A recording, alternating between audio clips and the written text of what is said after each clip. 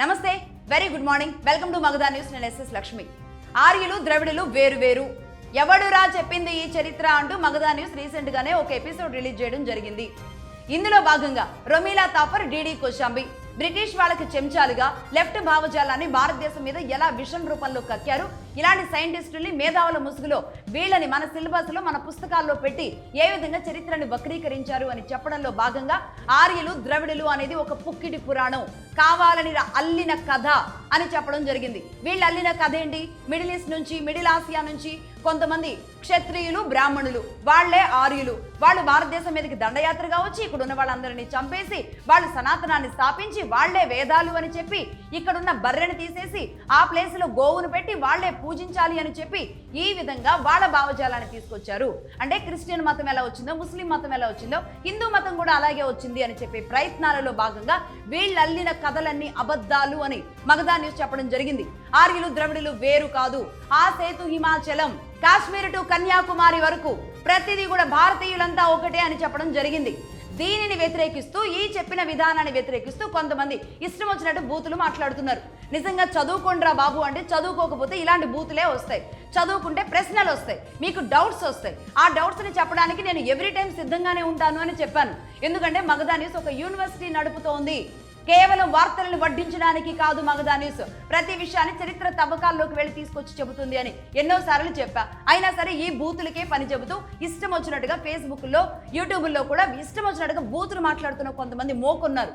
ఇదా జ్ఞానం అంటే, చదువు అంటే ఇదా? ఇన్నాళ్ల పాటు వాళ్ళు అబద్ధాలు చెప్పింది అబద్ధం రా బాబు, ఇది నిజం అని చెబుతుంటే కూడా మీరు దిగమింగుకోలేకపోతే, యాక్సెప్ట్ చేయలేకపోతే మీ విషయం ఏ స్థాయిలో వేళ్ళునుకుపోయిందో అర్థమవుతోంది. అయినా సరే నేను ఇక్కడ ఎవరిని తిట్టదలుచుకోలేదు, ఎవరిని కూడా నొప్పించదలుచుకోలేదు. నేను మళ్ళీ సబ్జెక్టే చెబుతా. మీరు ఎన్ని చేసినా, ఎన్ని దాడులు చేసినా నేను సబ్జెక్టు మాత్రమే చెబుతా, చరిత్ర పాఠాలు మాత్రమే చెబుతా. ఎందుకంటే మగధా న్యూస్ సంకల్పం ప్రతి విషయాన్ని, భారతదేశం మీద ఇన్నేళ్ల పాటు దశాబ్దాలుగా జరిగిన దాడులు ఏవైతే ఉన్నాయో ఆ దాడులకు సంబంధించి చరిత్ర తవ్వకాల్లోకి వెళ్ళి ఆధారాలతో సహా తీసుకొచ్చి ప్రజల ముందు పెట్టి ధర్మస్థాపన చేయాలి అనేది మగధా న్యూస్ సంకల్పం. మగధా న్యూస్ సంకల్పం కేవలం వార్తలు వడ్డించడం కాదు, ధర్మస్థాపన జరగాలి ఈ భారతదేశంలో, ముఖ్యంగా దక్షిణాదిలో, మరీ ముఖ్యంగా 2 తెలుగు రాష్ట్రాల్లో. ఆ లక్ష్యంతో మగధా న్యూస్ పనిచేస్తుంది. కాబట్టి మీ ఉడత ఊపులకి బెదిరేది లేదు, అదిరేది లేదు. ఎందుకంటే నేను మళ్ళీ చెబుతున్నా, ఈ పిల్ల కాలువలు, ఈ పిల్ల మేధావులు, ఇప్పుడిప్పుడు పుట్టుకొచ్చిన వాళ్ళు, ఇలాంటి వాళ్లతో కాదు మా యుద్ధం. మేము తుఫానుతో యుద్ధం చేస్తున్నాం, సునామీలతో యుద్ధం చేస్తున్నాం. ఇన్నేళ్ల పాటు దశాబ్దాలుగా ఒక భావజాలాన్ని ఈ ప్రజల్లో నింపిన ఆ దుర్మార్గులతో, ఆ భావజాలంతో యుద్ధం చేస్తున్నాం కానీ వ్యక్తులతో యుద్ధం కాదు మాది. మళ్ళీ గుర్తుపెట్టుకోండి, వ్యక్తులతో యుద్ధం కాదు. మీలాంటి బూతులకి మేము అదిరేది లేదు, బెదిరేది లేదు. మీరు ఎలాంటి మాటలు మాట్లాడినా పట్టించుకోం. మీ ఇష్టం, ఎన్ని మెసేజ్లైనా పెట్టుకోండి, ఎన్ని బూతులైనా తిట్టుకోండి. అందుకే ఈ ఎపిసోడ్లో కూడా నేను ఇదే చెప్పబోతున్నా. ఆర్యులు ద్రవిడులు అనేది వేరు వేరు కాదు, భారతీయులంతా ఒకటే. ఆర్యులు ద్రవిడులు అనేది ఒక కల్పిత కథ అని చెప్పడానికి నేను ఈ రోజు ఒక 6 అంశాలు చెబుతున్నాను. అందరూ జాగ్రత్తగా వినండి. ఇందులో నెంబర్ 1, ఈ భారతదేశంలో ప్రస్తుత కాలానికి బెస్ట్ ఇంటలెక్చువల్ పర్సన్ ఎవరు అంటే, బెస్ట్ మేధావి అంటే ఎవరు భారతదేశంలో? అంటే లెఫ్టిస్టులు కానీ, రైటిస్టులు కానీ, ఏ దేవుడు లేడు అని చెప్పే హేతువాదులు కానీ, క్రిస్టియన్లు కానీ, ముస్లింలు కానీ, కులాలు మతాలకు అతీతంగా ఒక వ్యక్తిని మేధావిగా మనందరం భావిస్తూ ఉంటాం. ఎవరా వ్యక్తి? డాక్టర్ బిఆర్ అంబేద్కర్ గారు. అవును కదా, డాక్టర్ బిఆర్ అంబేద్కర్ గారు రాసిన ఒక పుస్తకం గురించి మీ అందరికీ తెలియాలి. పుస్తకం కాదు, అది నిజానికి ఒక గ్రంథం, ఒక పరిశోధనా గ్రంథం, చారిత్రక పరిశోధనా గ్రంథం రాశారు డాక్టర్ బిఆర్ అంబేద్కర్ గారు దాదాపుగా ఒక 80-85 ఏళ్ల క్రితం. ఆ పుస్తకం పేరే ద్రవిడులు అంటే ఎవరు, హూ ఆర్ ద ద్రవిడాస్.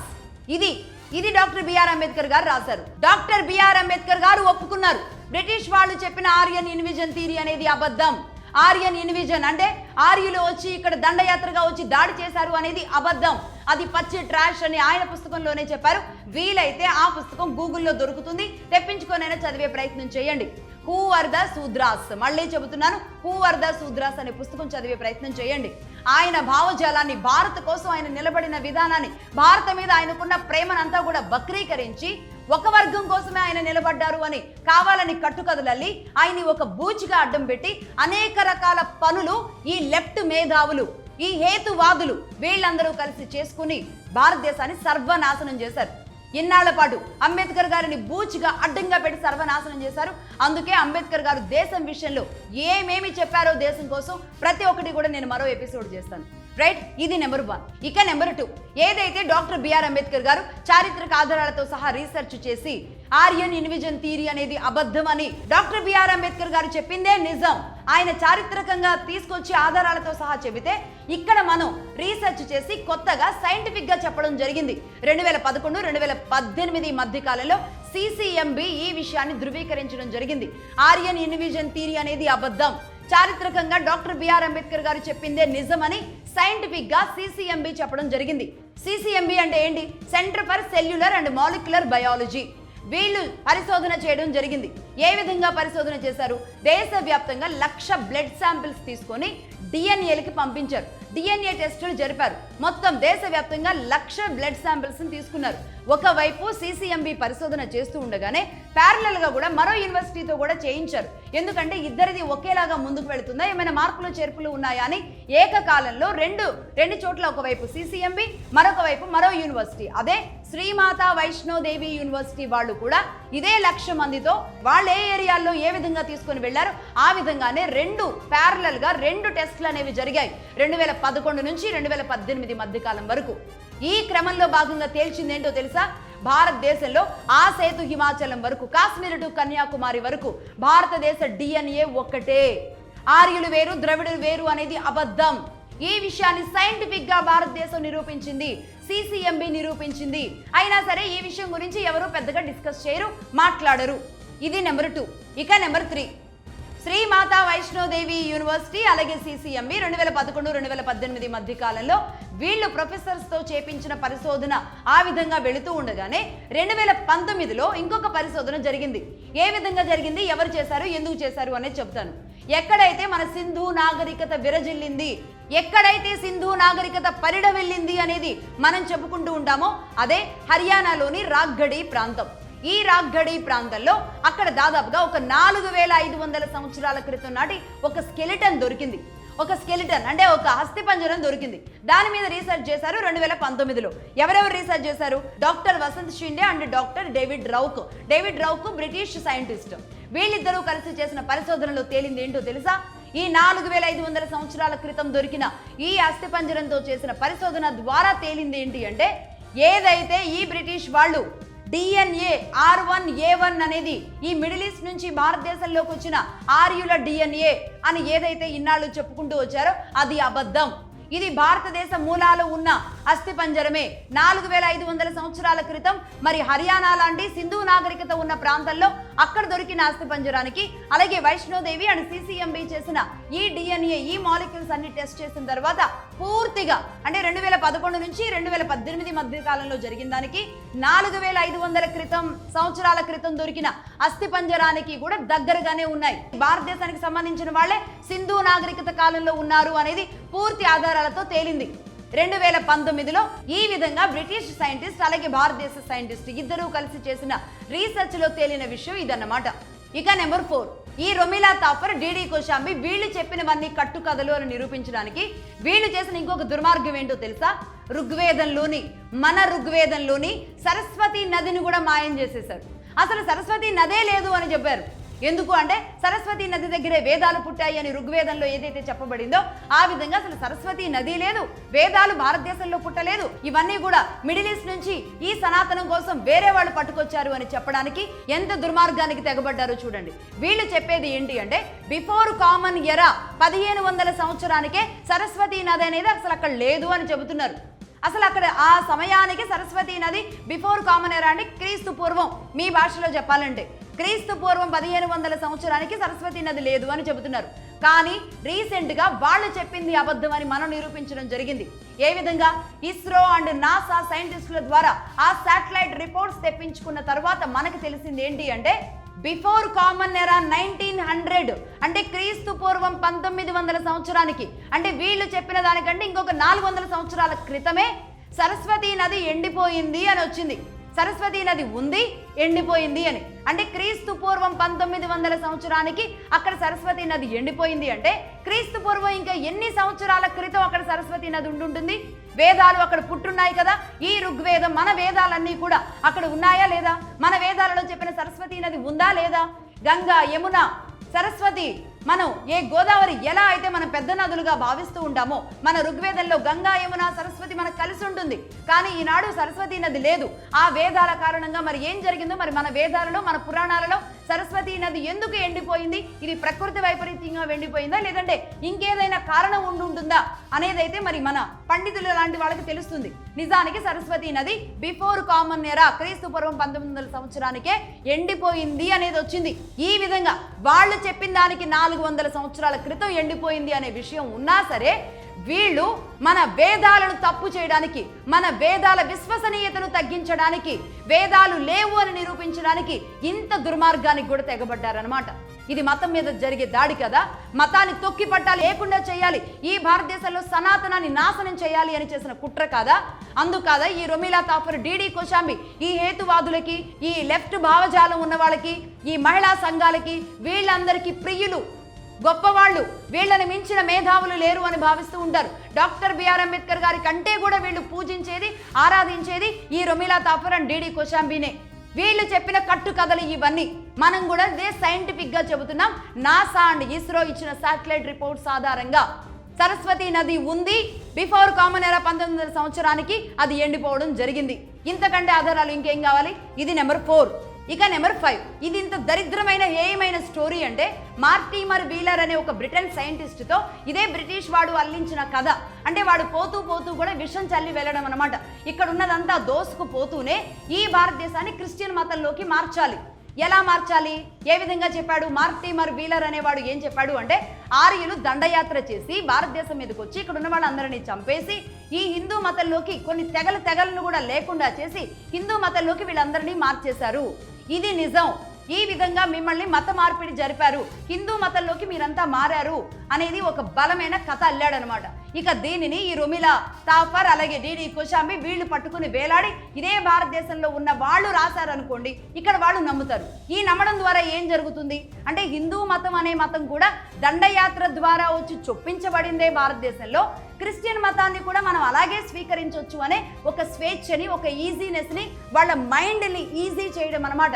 ఒక మతం మారడానికి వాళ్ళకి అవకాశాలు, వాళ్ళకు ఒక ఆప్షన్స్ అనేది లేకుండా ఖచ్చితంగా మన ఇష్టం, మతం మారడం అనేది ఈజీయే అని ఈజీ చేయడానికి హిందూ మతం కూడా ఈ విధంగా దండయాత్రతోనే వచ్చింది అని హిందూ మతం మీద కుట్ర పన్నడం అనమాట. సనాతనం మీద కుట్ర పన్ని అక్కడే క్రిస్టియానిటీని పెంచుకున్నారు. చూసారా? మైండ్ గేమ్స్ అంటే ఇలాగే ఉంటాయి. రాజకీయ మైండ్ గేమ్స్ అని మనం మాట్లాడతాం కదా, ఆనాడే దుర్మార్గమైన మైండ్ గేమ్స్. ఒక మతాన్ని విచ్ఛిన్నం చేయడానికి, ఒక భారతదేశాన్ని విచ్ఛిన్నం చేయడానికి, ఇక్కడున్న అమాయకుల్ని మతం మార్చడానికి చేసిన కుట్రలు ఇవన్నీ. ఈ మార్టిమర్ వీలర్ అనేవాడు చెప్పింది ఏదైతే ఉందో అందులో భాగంగా వాడు అనేక అస్థిపంజరాలు డిఎన్ఏలంతా కూడా అక్కడి నుంచే వచ్చినాయని ఇక అదే కథలు పట్టుకొని అదే స్టోరీలు అల్లుకుంటూ వచ్చారు. ఇదే అస్థిపంజరాలను పట్టుకుంటూ వచ్చారు. నేను ఇప్పుడు చెబుతున్నా, ఏ అస్థి పంజరాలనైతే వాళ్ళు పట్టుకుని ఇక్కడ భారతదేశం మీదకి ఆర్యులు దండయాత్రగా వచ్చారు అని చెప్పారో ఆ అస్థి పంజరాలే అది అబద్ధమని నిరూపించాయి. ఎస్, నేను చెప్పింది రైట్. ఆ అస్థి పంజరాలే వీళ్ళంతా చెప్పింది, బ్రిటిష్ వాడు చెప్పింది, వీళ్ళంతా చెప్పింది అబద్ధమని నిరూపించాయి. ఎలానో నేను చెబుతా. 2004-2005 సంవత్సరంలో George Dale's and Kenneth Kennedy, George Dale's అలాగే కెన్నెత్ కెనడీ అనే ఇద్దరు అమెరికన్ పరిశోధకులు వీళ్ళు ఇక్కడ పరిశోధన చేయడం జరిగింది. ఎక్కడెక్కడ? హిమాలయాలలో, అలాగే సింధు నాగరికత ఉన్న ప్రాంతాలలో, అలాగే దక్షిణాదిలోని కొన్ని ప్రాంతాలలో ఉన్న అస్థి పంజరాలు, ఏ అస్థి పంజరాలనైతే వీళ్ళు కలెక్ట్ చేసి ఏ అస్థి పంజరాలు అయితే ఇవి మధ్య ఆసియా నుంచి వచ్చాయని చూపించారో ఆ అస్థి పంజరాల మీదే వీళ్ళు మళ్ళీ రీసెర్చ్ చేయడం మొదలుపెట్టారు. అందులో భాగంగా కార్బన్ డేటింగ్, ఫోరెన్సిక్ పరిశోధన ఇవన్నీ చేసి వాటి డిఎన్ఏని బయటికి తీస్తే తేలింది ఏంటి అంటే ఆనాడు వాళ్ళు చెప్పిందంతా అబద్ధం అని. మధ్య ఆసియా నుంచి రాలేదు, వాళ్ళు ఆర్యులు కాదు, మీ బొంద కాదు అని చెప్పారు. ఈ విధంగా ఇంత దుర్మార్గంగా భారతదేశం మీద దాడి జరిగిందన్నమాట. ఈ పరిశోధకులు, అమెరికన్ పరిశోధకులు తేల్చిన విషయం ఇది. అందులో భాగంగా వాళ్ళు కొన్ని పాయింట్స్ కూడా చెప్పడం జరిగింది. దండయాత్ర చేసి రావడం ద్వారా చాలా మంది అక్కడ మరణించారు, ఆ అస్థిపంజరాలే అని వాళ్ళు ఏదైతే చెప్పారో అది అబద్ధం అని చెబుతూ ఏ అస్థిపంజరానికి కూడా గాయాలు లేవు, అంటే ఆ అస్థిపంజరం దెబ్బ ద్వారానో ఇరగబడో దెబ్బల ద్వారానో దండయాత్ర చేసో తలకాయలు తీసో చేతులు నరికేసో ఏదో జరుగుతుంది కదా, అదేమీ కాదు, అది అబద్ధం అని చెప్పడం జరిగింది. అస్థిపంజరాలన్నీ కూడా గాయాలేమీ లేవు అని చెప్పారు. నెంబర్ 1. అలాగే ఈ అస్థిపంజరాలు అన్నీ కూడా, ఈ స్కెలిటన్స్ అన్నీ కూడా వేరు వేరు కాలానికి సంబంధించినవి అని చెప్పారు. ఒకే కాలంలోవి కూడా కాదు, వేరు వేరు కాలాలకు సంబంధించినవి అని చెప్పడం జరిగింది. అలాగే నెంబర్ 3, అందులో కొన్ని అస్థిపంజరాలు ఏవైతున్నాయో అవి న్యాచురల్గా మరణించినవే, అలాగే కొన్ని డిసీజెస్తో మరణించినవి ఉన్నాయి. అంతేగాని దండయాత్రల ద్వారా చంపడం ద్వారా మరణించిన అస్థిపంజరాలు కాదు అని నిరూపించారు వీళ్ళు. అంటే న్యాచురల్ డెత్లు జరిగాయి, అలాగే కొన్ని రోగాలు ఆ సమయంలో వచ్చిన అనేక రకాల సమస్యలు ఏవైతే ఉంటాయో రోగాల కారణంగా మరణించినవే తప్ప ఇది దాడి చేసి చంపి ఈ విధంగా దొరికిన అస్థిపంజరాలు కాదు అని, ఆ విధంగా వాళ్ళు చెప్పిందంతా అబద్ధం అని చెప్పడం జరిగింది వీళ్ళు.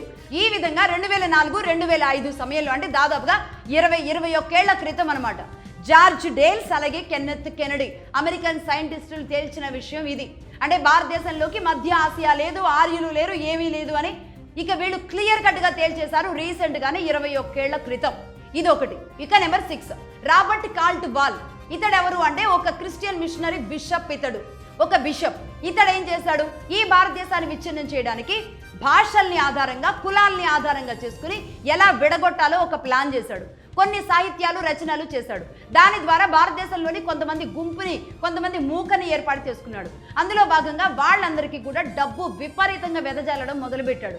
వీళ్ళు ఏం చేస్తారు, ఈ సాహిత్యాలు రచనలు, చిన్న చిన్న బుక్స్, పెద్ద పెద్ద బుక్స్, వీళ్ళేదో పరిశోధన చేసినట్టుగా అసలు భారతదేశంలో సనాతనం లేదు, ఇదంతా ఫ్రాడ్, ఇదంతా అబద్ధం, ఇవన్నీ కూడా అభూత కల్పనలు, అసలు ఇవన్నీ మనం ఎక్కడ చేస్తాం, ఈ కులాచారం దురాచారం అనేక రకాల కథలు కట్టుకథలు అల్లి ఇక్కడ ఉన్న వాళ్ళని మత మార్పిడులు చేయడానికి ఈ రాబర్ట్ కాల్ట్ బాల్ అనే ఒక బిషప్ చేసిన దుర్మార్గం అన్నమాట. దానికోసం భారతదేశం మీద విచ్చలవిడిగా డబ్బు వెదజల్లాడు ఇతగాడు. ఇక ఇక్కడ నుంచి ఏం చేశారు, ఇక ఆ తర్వాత పోని భారతదేశానికి స్వాతంత్రం వచ్చిన తర్వాత ఆయన ఆగాలిగా, ఆగలేదు. ఇంకా దుర్మార్గపు క్రీడ పెరుగుతూనే వచ్చింది. ఈనాటికి కూడా మన వాళ్ళతో యుద్ధాలు చేసుకుంటూ మతం పేరుతో కొట్టుకు చచ్చేలాగా తయారైంది పరిస్థితి. అంటే ఏ విధంగా తెలియాలి మీకు, ఏ విధంగా తయారైందంటే ఆనాడు గాంధీ, నెహ్రూ, ఇదే కాంగ్రెస్ లో ఉన్న వీళ్ళంతా ఏం చేశారు, వామపక్ష భావజాలం ఏం చెబితే అది చేశారు. మరి కాంగ్రెస్ వామపక్షం వేరు వేరు కదా, వాళ్ళకి అసలు పడదు కదా, అదంతా కూడా పైకి కనబడేది. వీళ్ళిద్దరూ ఎప్పుడూ ఒకటే, వీళ్ళ భావజాలాలు ఎప్పుడూ ఒకటే. ఈ కాంగ్రెస్ అండ్ వామపక్ష భావజాలంలో కలిసి వీళ్ళు ఏం చేశారు అంటే ఈ కాంగ్రెస్ ని ఒప్పించి వామపక్ష భావజాలం, హేతువాదులం, దేవుడు లేడు అనే ఈ గుంపుని, ఈ మూకని తీసుకొచ్చి భారతదేశ ఎడ్యుకేషన్ వ్యవస్థ మీద కూర్చోబెట్టారు, భారతదేశ పుస్తకాల మీద కూర్చోబెట్టారు. ప్రతి పిల్లాడికి పుట్టినప్పటి నుంచి కూడా అతడిలో విషం ఎలా పెట్టాలో, భారతదేశం మీద ఆ గొప్పతనాన్ని, భారతదేశ విశిష్టతను ఎలా తగ్గించాలో, సనాతనం విలువ లేకుండా ఎలా చేయాలో ఆ విధంగా చేసుకుంటూ వచ్చారు. అందులో భాగంగా NCERT యూనివర్సిటీ గ్రాంట్ కమిషన్ ని వాళ్లే ఏర్పాటు చేసుకున్నారు. ఈ వామపక్ష భావజాలంతో, లెఫ్ట్ భావజాలంతో ఉన్న వ్యక్తులకే NCERT యూనివర్సిటీ గ్రాంట్ కమిషన్ ని చేసేశారు. ఇంకేముంది, వాళ్ళు ఇష్టం వచ్చినట్టు రాస్తారు. అందులో భాగంగానే ఈ రొమిలా తాపరు, ఈ DD కోశాంబీలు పుట్టుకొచ్చారు. అక్కడ ఆ ప్లేస్ లోకి తీసుకొచ్చి వాళ్ళను కూర్చోబెట్టారు. సర్వనాశనం భారత్ అవడానికి గల కారణం వీళ్లే. అలాగే MHRD, ministry of human resources ఏదైతే ఉంటుందో దీని మీద కూడా, MCRDలో కూడా ఆ కమిషన్లు కూడా వీళ్ళనే ఏర్పాటు చేసుకున్నారు. ఈ విధంగా NCERT, MCRD ఈ రెండింటిని కూడా వాళ్ళ చేతుల్లో పెట్టుకుంటాము అని కాంగ్రెస్ దగ్గర మాట తీసుకొని భారతదేశం మీద ఆనాటి నుంచి ఈనాటి వరకు 75 ఏళ్ల పాటు ఏ విధంగా విషం చిమ్ముకుంటూ వెళుతుంటే ఎక్కడ తట్టుకుంటుంది భారత్, ఏ విధంగా తట్టుకుంటుంది? ఎంతమంది పోరాటాలు స్టిల్ ఈనాటికి చేస్తుంటే ఈ మాత్రం ఆగింది ఈ భారతదేశంలో? ఇంత దుర్మార్గాలు చేసుకుంటూ వచ్చారు. కాంగ్రెస్ ఏమో పైనుండి ఒక మతం కోసం పనిచేస్తుంటే వీళ్ళేమో ఇంకొక మతం కోసం భారతదేశంలో చిన్న పిల్లల మెదళ్లలోనే ఈ విష వృక్షాలను నాటడానికి పుస్తకాలనే ఆయుధంగా మార్చుకున్నారు. వీళ్లే మేధావుల్లాగా ఇక్కడ ఉన్న అనేక మందిని ఆ విధంగానే మార్చారు. అందులో భాగంగానే సెక్యులరిజం మాట్లాడితే అవును భారతదేశం హిందూ దేశమే, మగధా న్యూస్ గట్టిగా చెబుతుంది, ఆనాడు చెప్పింది, ఎప్పటికీ ఇదే చెబుతుంది, భారతదేశం హిందూ దేశమే. సెక్యులర్ దేశం అన్నవాడు ఎవడసలు, ఎవడన్నాడు, ఎందుకన్నాడు, ఎందుకు అనాల్సి వచ్చింది, ఎప్పుడు అన్నాడు? ఈ కథా కమిషన్ కూడా నెక్స్ట్ ఎర్ర జర్నలిజంలో మగధా న్యూస్ చెబుతుంది.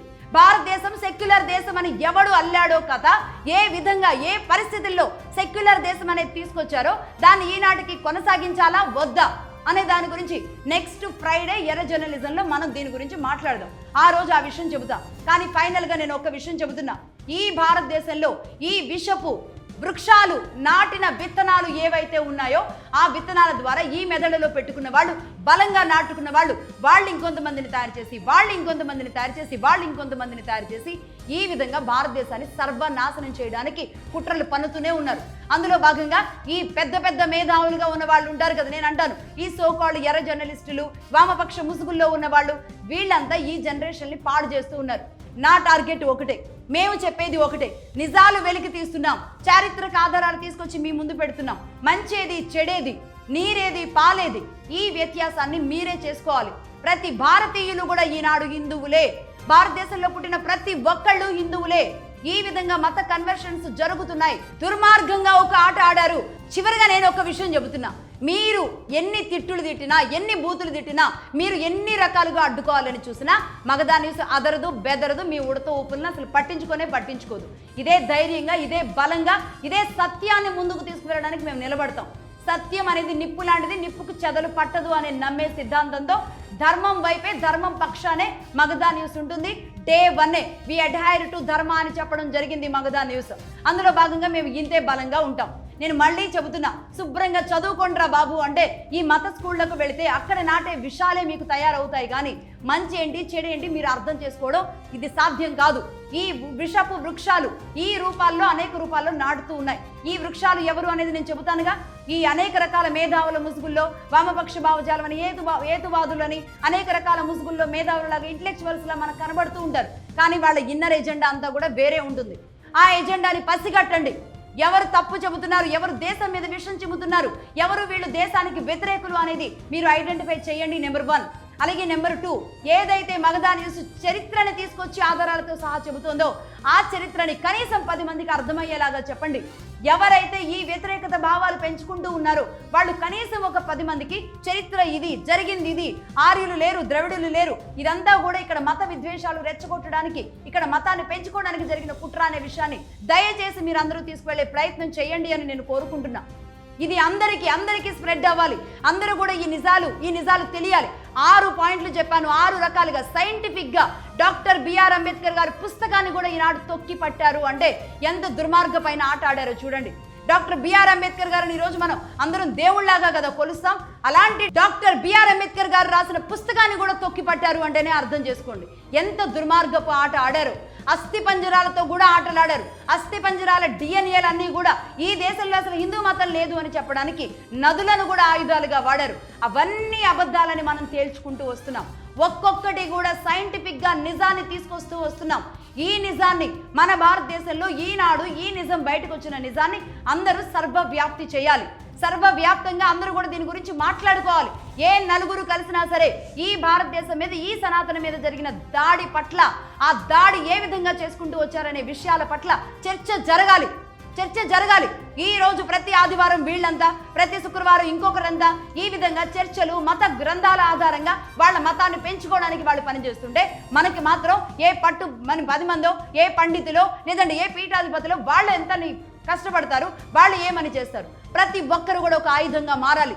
ఈ భారతదేశంలో ఈ డిఎన్ఏలో పుట్టిన మనమే ఒక ఆయుధం, మనమే ఒక వజ్రాయుధం, మనమే సుదర్శన చక్రం. ఆ వెంకటేశ్వర స్వామి చేతిలో ఉన్న సుదర్శన చక్రాలు మనమే కావాలి. శివుడి చేతిలో ఉన్న శంఖం పూరించాలి. ఆ విధంగా సనాతనాన్ని కాపాడుకోవాలి అంటే ప్రతి ఒక్కరూ వజ్రాయుధం కావాలి. చరిత్రను తీయండి, చరిత్రను తీసి చర్చలు జరపండి. ఇది నిజం, ఇది వాస్తవం అని ప్రతి 10 మందికి తెలియజేయండి. ప్రతి పిల్లలకి తెలియజేయండి. ఎక్కడున్నా సరే మీ ప్రతి పిల్లలకి కూడా, మీ పిల్లాడికి, మీ ఆడపిల్లలకి, మీ మనవళ్ళకి, మీ మనవరాళ్ళకి అందరికీ కూడా ఈ చరిత్ర చెప్పండి. ఇది మన సనాతనం, దీనిని మాత్రమే పాటించాలి. ఇది ఈ విధంగా ఇన్నేళ్ల పాటు ఒక కుట్రకు బలయ్యింది, ఇన్నేళ్ల పాటు ఈ విధంగా కుట్రలకు గురైంది అన్న విషయాన్ని తెలియజేయండి. నెక్స్ట్ శుక్రవారం రోజు ఈ సెక్యులరిజం అన్నది ఎవడు అనే విషయాన్ని నేను తీసుకొస్తాను. Right, that's all for now.